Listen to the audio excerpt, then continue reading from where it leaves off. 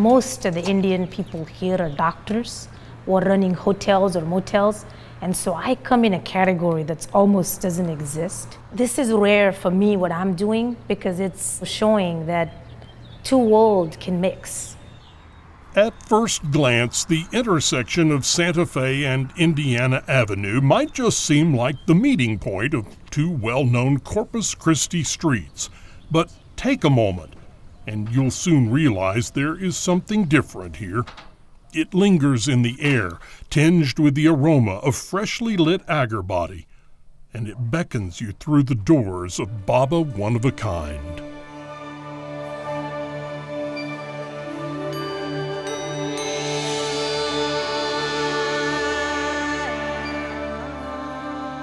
We physically travel to India twice a year. We are there for a month and a half, sometimes 2 months, sometimes 3 months. We go to the parts of India that you don't see on National Geographic. We go to the parts of India that you can't access but by a tuk-tuk or a motorcycle. And so we travel from that to the luxury Taj Mahal, So it's like we go all over India.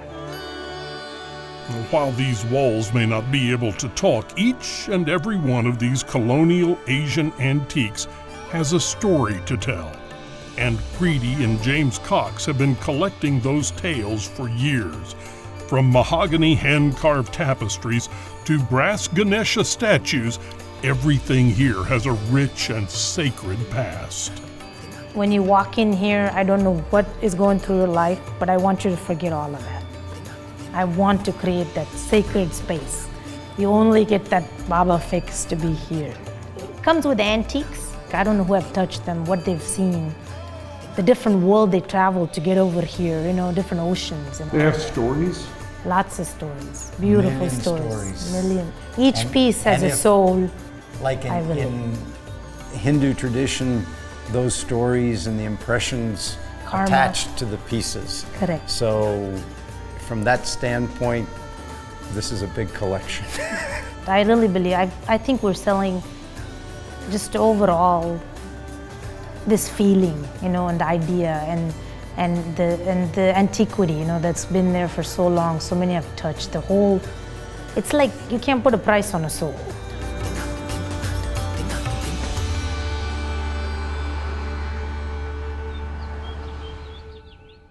This is an old antique teak milk cabinet.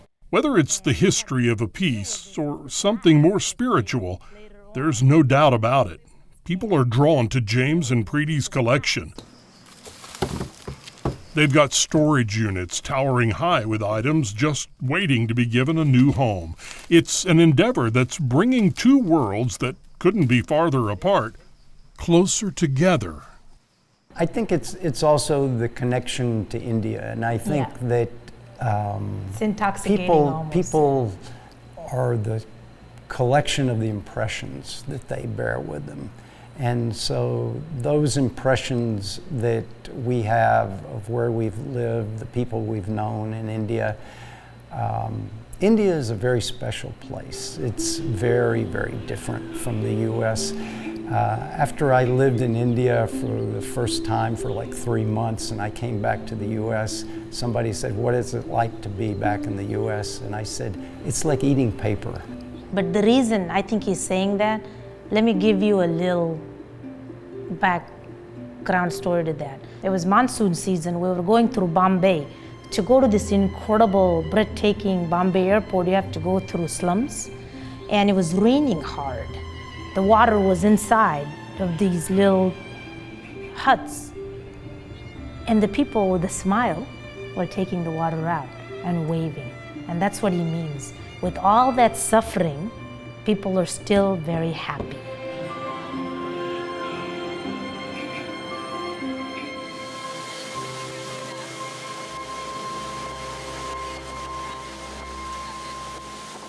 There's elements in India that don't exist here in the US. But that's because of suffering is so much. We all say suffering takes you closer to God. That's our saying in India. Maybe the first 3 months that I lived in India, there was an old man that, his name was Padri.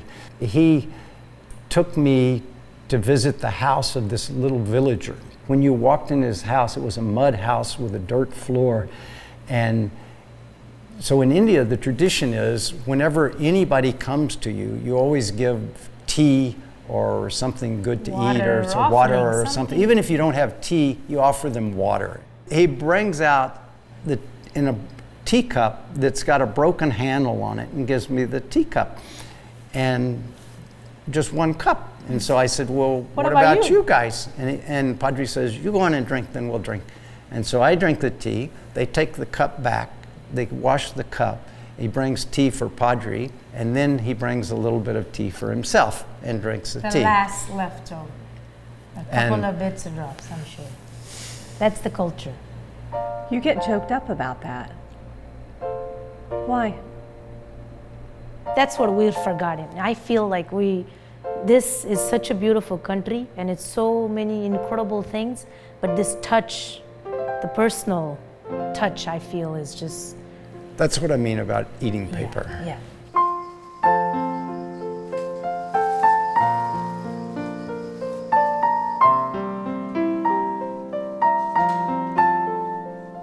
They say that it's not how much we have, but how much we enjoy that makes happiness. Nowhere can that be better understood than in India, where amongst life's hardest obstacles, joy can be found. It's felt in the sculptures, the scriptures, the culture, and it's being preserved by Priti and James Cox, who hope that you will feel it too, with each and every antique. How long will you do this? Will you have your shop here, bring things over from India? I'll answer you in Marathi, Malakai Maiti. I don't know, and it's not known, but I feel for however long God wants me to do this work, I will definitely carry on. We believe that everybody is doing what they should be doing. Correct. And that everybody in life, that your purpose in life is really what you're doing, that the path is what you're following. And the object is not to look for the green grass on the other side of the road. The object is to live the life that you've been dealt.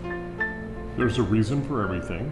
Yes, I believe it, 100%. Somebody else is in charge. 100%. And you go with it. I'll go with it. Learn to go with it and be happy.